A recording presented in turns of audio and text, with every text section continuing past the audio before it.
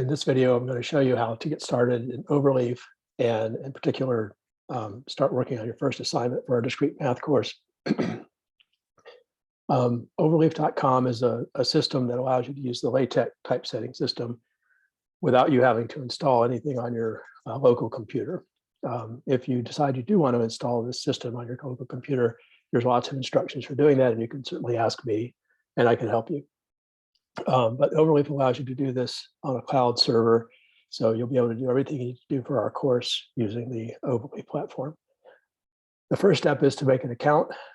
This is free, so when you first go to overleaf.com, you'll see an opportunity to register either with your ship email account or with an account that you already have. Once you're registered, you can log in.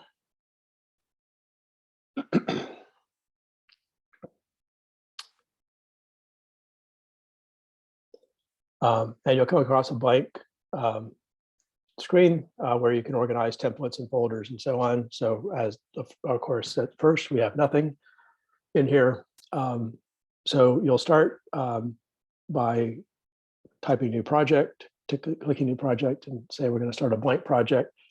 And the first writing assignment is called writing assignment 0. So maybe call it that. Certainly you can call it whatever you want. When you get into the blank project, a project is really a collection of files that in theory together produce a single scientific document. We'll bend those rules a little bit as we go through so that we can think of a project as really just being sort of a folder that collects what we're working on at any given time. So we'll start a new project for each assignment that we have. By default, a project starts off with a main.tech file. There's nothing special about that name. It can be called anything.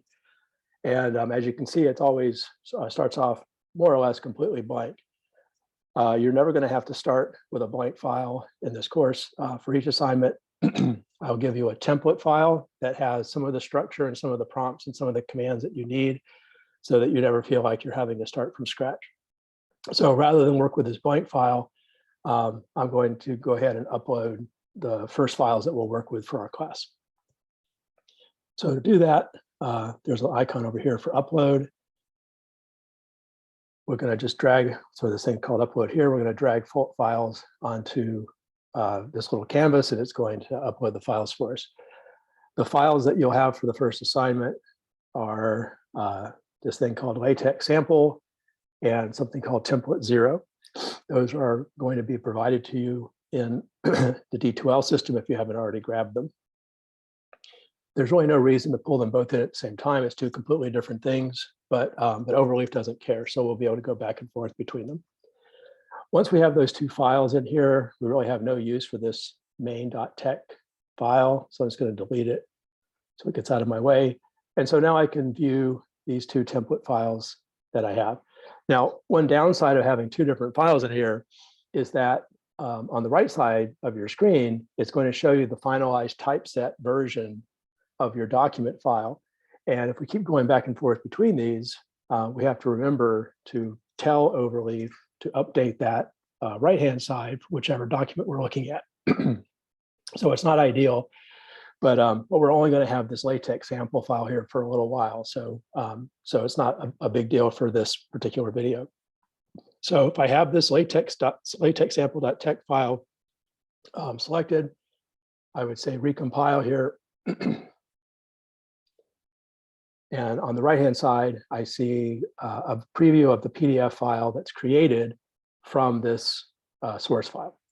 If you have used any kind of markup files in like R or Python, any kind of language like that, or if you've used HTML coding, the idea of LaTeX is very similar. LaTeX is a typesetting package, so it separates the content of what you're producing from the style and form of it. So, and that gives you a lot of power to control both things separately, and it also allows you to be very consistent. One special thing about LaTeX is that it is very much focused on mathematics and technical processing, and so it has a lot of packages and built-in bells and whistles that make math stuff and physics formulas and chemistry formulas and things like that look really nice. And so, in fact, a lot of research papers and even books are written natively in LaTeX and are just printed basically from the LaTeX source code.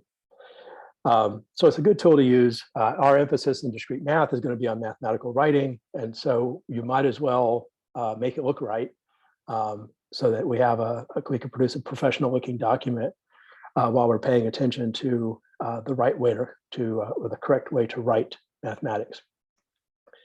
So let me just show you a couple of things here. The first thing is really the document doesn't begin until you see this begin document command here. Everything above that are loading packages and specialized things to describe the style and add in new commands that might be useful. You'll never have to worry with all that stuff that comes before the begin document. And certainly on the right-hand side, you won't see any indication of anything before the begin document command.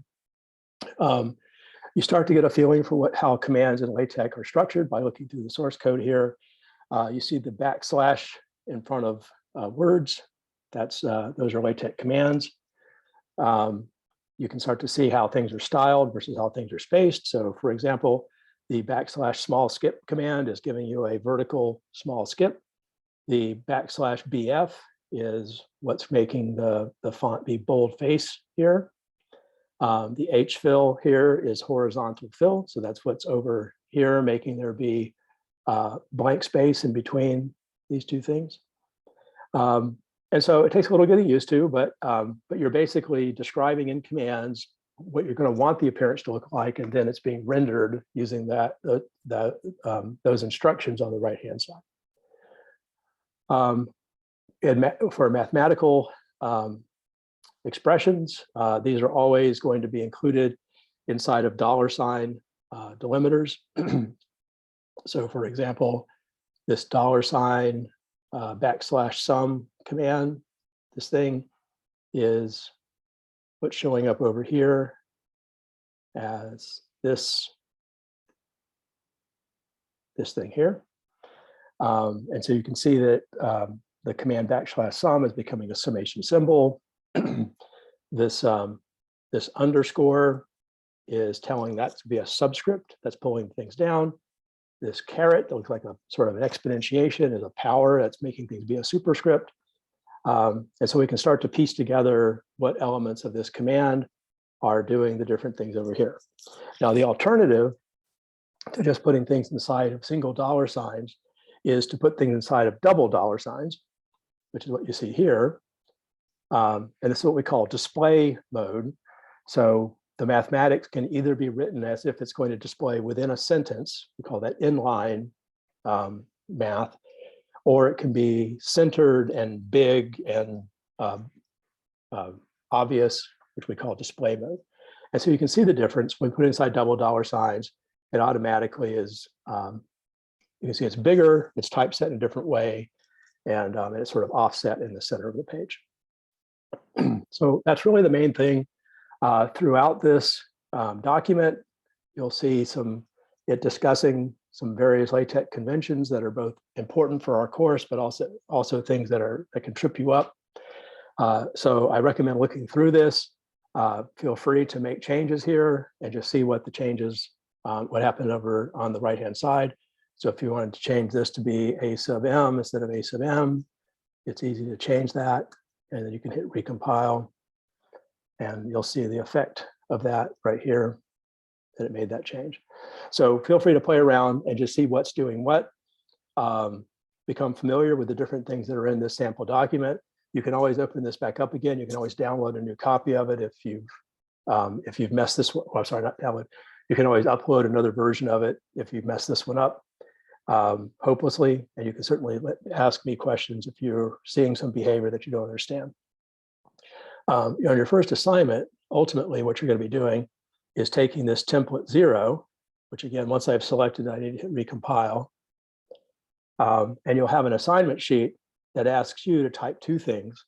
One is a mathematical autobiography of yourself, and you'll see that I've included one here for myself as if I were basically what I would have written in 1983 if I were taking this class in my second semester of my first year of college.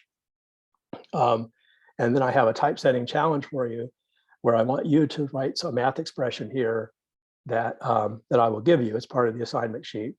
But I want you just to duplicate it using, using LaTeX. Everything you need to do that is in the sample, the LaTeX sample document. All the different commands that you need to do that are there. So this will just give you a chance to put into practice the things that you're reading about in the sample. Now, once you're done, I'm going to want you to upload this back to me so I can see your actual source code, this part over here.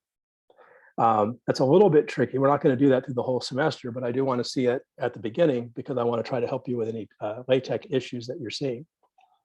So to do that, what you're going to do is go to the menu, say download the source.